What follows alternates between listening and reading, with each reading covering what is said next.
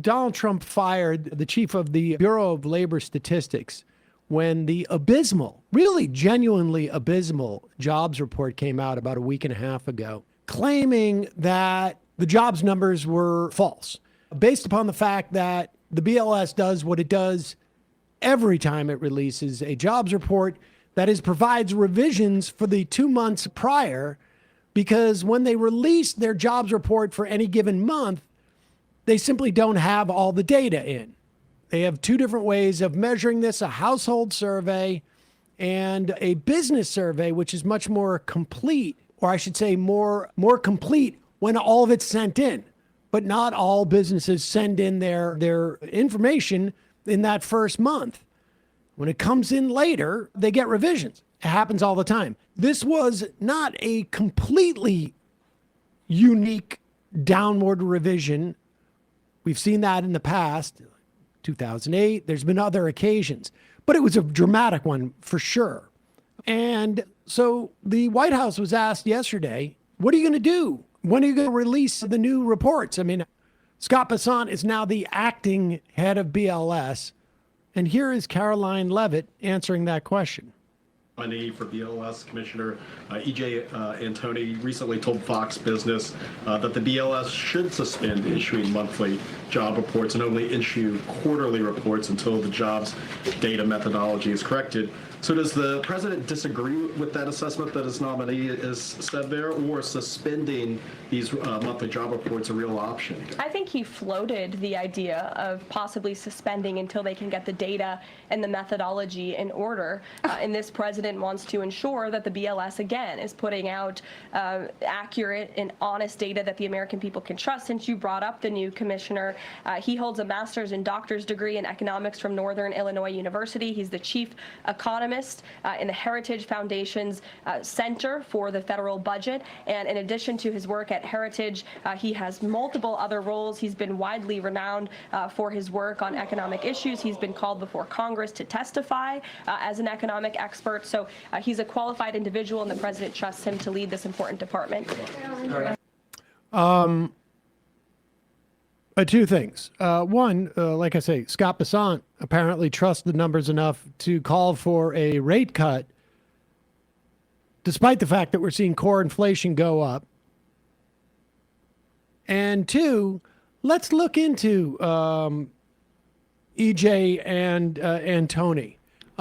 Respected expert. He is a respected expert, according to Caroline Levitt. Here, actually, we'll pop this article on the screen. This is an Axios piece that came out yesterday. Utterly unqualified. Trump's BLS pick gets panned by conservative economists. Oh, well, let's scroll down and see. We need to fire the people at Axios so we can get some more accurate headlines for President Trump. Yeah, here we go. What they're saying, Antonio's fellow conservative criticized his record as chief economist at the right-wing Heritage Foundation's Herman Center for the Federal Budget.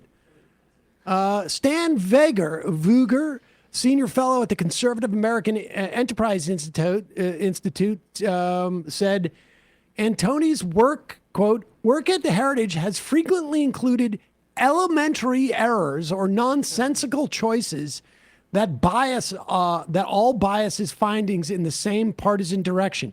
This is somebody from the American Enterprise Institute. Dave Herbert, who works at the Conservative American Institute for Economic Research, wrote in a post on X that he's worked with Antony before and implored the Senate to block the nomination. Whoopsie. Quote, I've been on several programs with him at this point and have been impressed by two things: his inability to understand basic economics and the speed in which he's gone MAGA. Conservative economists have cited examples of Antony, quote, appearing to misunderstand the data he'd be responsible for as BLS head. Daniel DiMartino, a fellow at the Conservative Manhattan Institute, they are very conservative, showed an institute of Antony citing the rising number of Americans who aren't in the labor force without accounting for the role of aging population. In terms of my neurological capacity. Quote, This is one of the many elementary errors that show me Mr. Antony is unqualified for the labor market data collection and analysis role he was nominated to. Jessica Rydell, another person from the Manhattan Institute, senior fellow there. The articles and tweets I've seen him publish are probably the most error-filled of any think tank economist right now. Come on, he must be peer-reviewed, and by peer-reviewed I mean he has a positive letter of recommendation from Ron Vera. Yeah, exactly, I'm sure. Or maybe he has a positive recommendation from Mr. Tony Tony J.E. EJ, exactly. Tony Soprano. It's EJ Soprano who's going to head the BLS. It's also, I mean, there's bipartisan support for this guy being an idiot. Jason Furman, who was on Biden's White House chair, White House Council of Economics Advisors. I don't think I've ever publicly criticized any presidential nominee before, but EJ Antoni is completely unqualified to be a BLS commissioner. I mean, even on EJ alone. The RSM U.S. chief economist, Joe Brussels, said that would be a serious mistake in my estimation. It would only fuel critiques of politicization of job market data. I mean, it keeps going on and on. EJ stands for economy genius. Exactly.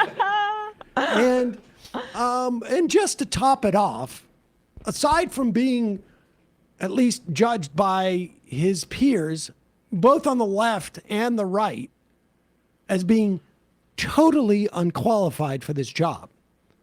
And despite the fact that the guy's talking about not releasing this data, which I would imagine is pretty important to some people, here he is doing a Fox business hit and has chosen an interesting background. That being apparently a Nazi battleship cruiser. It is a German Bismarck wall art canvas printing decor. I mean, it costs $90. I mean, so maybe it was discounted, but to be fair, but there it is. Look, he's an economist, not a historian. Exactly. But he's just very interested in that history, that particular part of history, one side of that history, in fact. He's just a collector, like, who was the sugar daddy for The Clarence rich guy, Thomas? I forget what his Harlan Crow. Harlan Crow. They're just interested in history. But there it is. It remains to be seen if the Republicans in the Senate are going to kowtow to Trump this much when they have this sort of broad. I have a feeling a lot of these guys are going to take vacation that day. They're going to basically like be out of town. There'll be 40 Republicans in the Senate, and the Democrats will be able to block this nomination. I mean, otherwise it really is. I mean, it's off to the races time. I guess we are already off to the races, but This is significant. Seeing them openly and actively hire a guy explicitly to manipulate the data, watching them also simultaneously do things like get the Smithsonian to change its exhibits based upon revisionist history and Donald Trump's proclivities. I mean, we are in an authoritarian state. It sounds dramatic to say these things, but you have military occupying Washington, D.C. My guess is they're not going to last there longer than 30 days, but then they'll move on, and they're just going to keep trying to extend the program. But That's basically it. I mean, the bond market's a mess, and you want to know why? Why would people buy long-term U.S. bonds if the employment data, they have no idea if it's true or not, or even the inflation data, where a lot of our most reliable securities are pegged to inflation to encourage investment and to basically show that these are going to be very stable securities. It's like a $2 trillion market. That's in jeopardy now, because if you can't rely on government data, people aren't going to want to invest in the United States. Yeah. Both like in terms of small business interests, but also like buying our bonds. Hey, for weeks, all we've heard is how Trump's big, beautiful bill will cut Medicaid. but almost no one's reporting on a buried provision that would make Trump untouchable. Go to ground.news/majority to see how this bill would block judges from enforcing court orders unless you, the citizen, post a bond first. Highly credible sources warn most people can't actually afford to do this, and that's pretty obvious. So if this bill passes and Trump violates the law, it wouldn't even matter, and nobody even knows, which means the GOP's flood the zone strategy is working. And it's why I think Ground News is the best tool to expose these blind spots before it's too late. My partners built the only app and website pulling in news from across the globe, then breaking down each source's bias, credibility, and the news the right tries to bury. And considering most people take the first article they see online as fact, their browser extension is essential. What it does is it flags the source's bias and links other credible reports to verify the information.